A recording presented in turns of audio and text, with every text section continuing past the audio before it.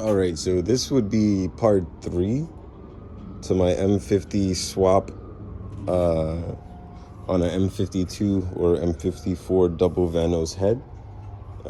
When I say M50 swap, I'm talking about the intake.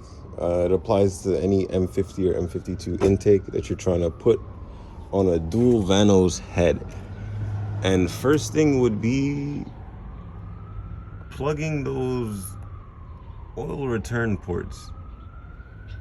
So Seems Legit Garage has a kit for that, and they're pretty much just some little Allen key recessed head bolts about like 1/4 of an inch that self-thread or self-tap themselves into the block to block those ports off. There's 6 of them, so you don't have any vacuum leaks, because that's just another way that air could get out the head.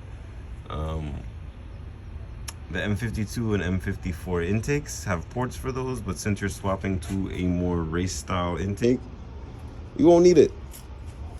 So get that plugged up. Number 2 would be your injector plugs. So I recently took off it's like a little case around them and just wrapped them with electrical tape.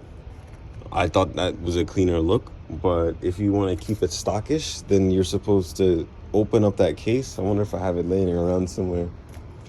But yeah, I don't have it right now. It looks like this. You're supposed to open it up and flip those injectors 180 degrees, because on the original intake, they plug in from this side, and on the newer style intakes, M50 and M52, they plug in on the left side. So you have to flip that.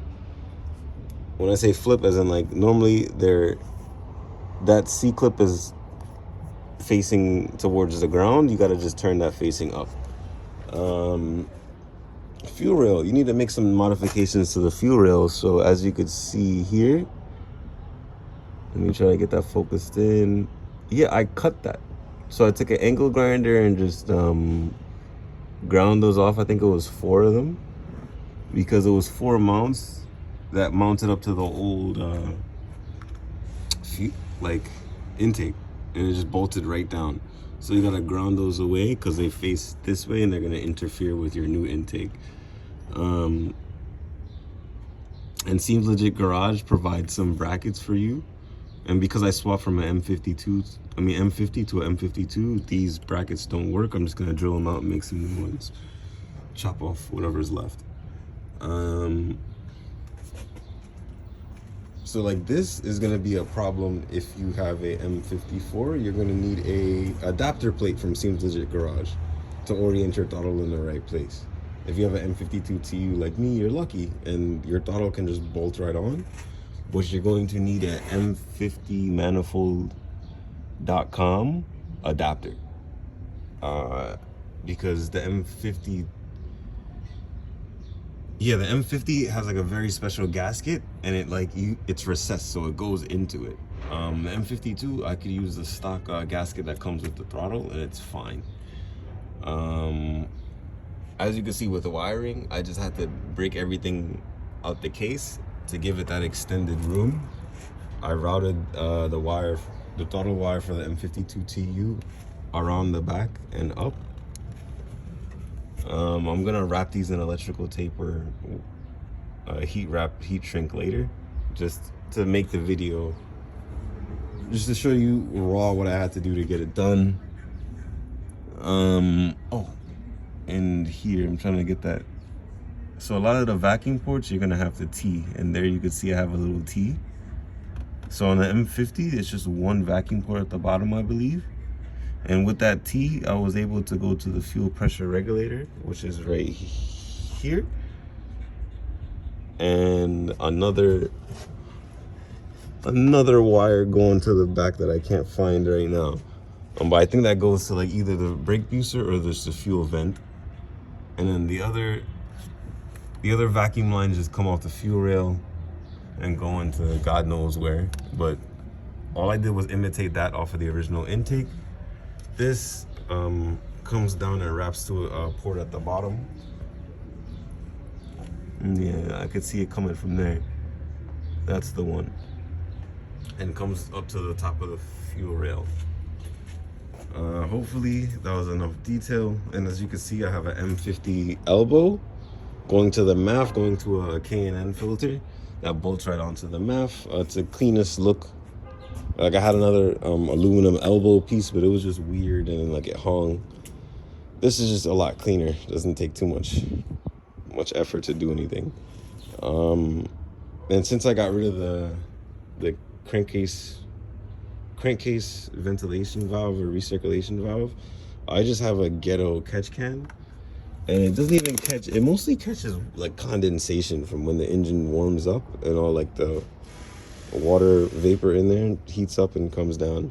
So I'm not really catching any oil, but it does keep my engine bay clean, because if you leave that open, there's this, and everywhere just starts to get all mucky and oily.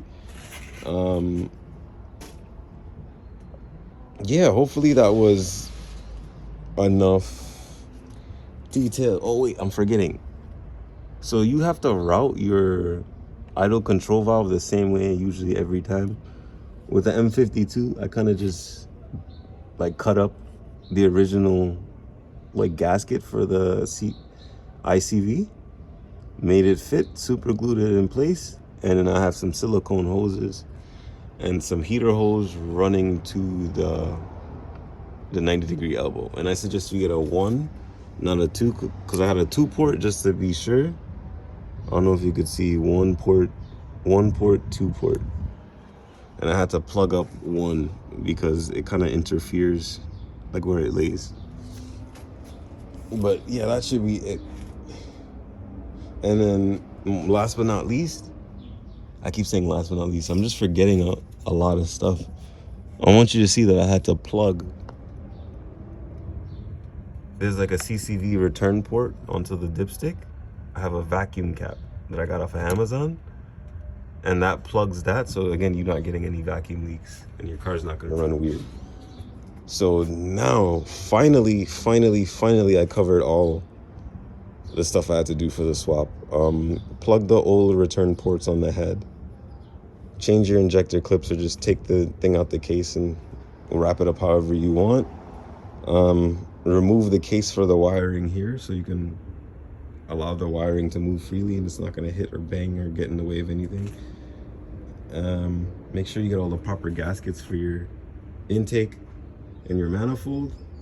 M50 elbow, because that's the only way you're going to be able to route any kind of intake system here.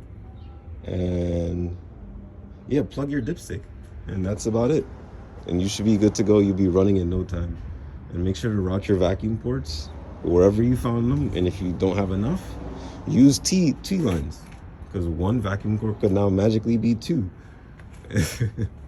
That's what they're made for. But yeah, good luck. Keep modding your cars, and yeah, let me know if you guys want me to do a video on putting the M50 Ford ignition on my car, because all I had to do was chop 2 wires. It's really not that hard. And now I got a way stronger head that's not gonna crack or leak anytime soon. But obviously we all know about the M56 metal head, but I don't want to go there just yet. Like, this was free.